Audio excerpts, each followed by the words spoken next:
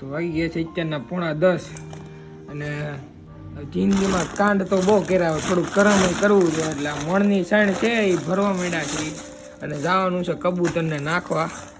જા ભાઈ તૈયાર થઈ ગયા છે, હવે જાય ડાયરેક્ટ કબૂતરને નાખવા, પછી તમને ત્યાં બતાવું.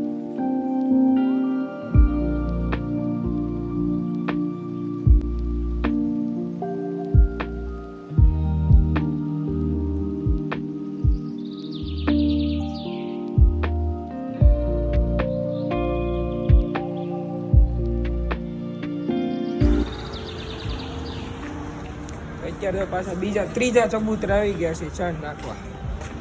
આજ તો આખા વરનું ઘો કાઢી જ નાખો.